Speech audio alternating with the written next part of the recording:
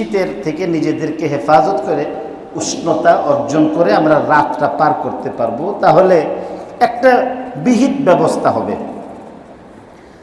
এই কথা বলে হযরত মুসা আলাইহিস সালাম ওনার স্ত্রীকে একটা জায়গায় রেখে আসলেন। আসার পরে তিনি দেখেন অদ্ভুত কাণ্ড। আগুন যখন কোনো গাছের মধ্যে বা কোনো জায়গায় প্রজ্বলন করা হয়, জ্বালাইয়া দিলে তখন এই গাছপালা পুড়ে ছারখার হয়। আগুন যত বাড়ে তো পুরা অত বাড়তে থাকে, জ্বালাইয়া পুরাইয়া ছাই বর্ষ বানাইয়া ফেলে।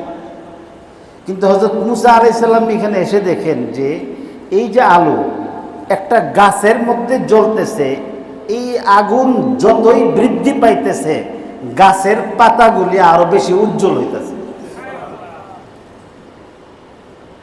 ফালাম্মা আতাহা নুদিয়া মিন শাতিল ওয়াদিল আইমানি ফিল বুকাতিল মুবারাকাতি মিনাশ শাজারাহ আইয়া মূসা ইন্নী আনাল্লাহু রাব্বুল আলামিন। ফালাম্মা আতাহা, মূসা আলাইহিস সালাম যখন সে আগুনের কাছে চলে এলেন, আগুনের কাছে আইছে, আগুনটা কই এখন বিবরণ দিতেছেন। আগুনের কাছে আসার পরে তাকে আহ্বান জানানো হলো, ডাক দিয়ে বলা হলো, নুদিয়া মিন শাতিল ওয়াদিল আইমানি ফিল বুকাতিল মুবারাকা। বুকাতুন বলা হয় অঞ্চলকে, জমিনকে, আর মুবারক মনে হয় বরকতময়।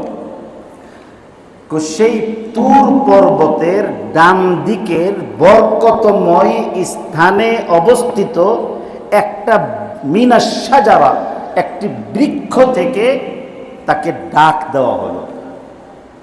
ফালাম্মা আতাহা নুদিয়া মিন শাতিল ওয়াদিল আইমানি ফিল বুকাতিল মুবারাকাতি মিনাশ শাজারা।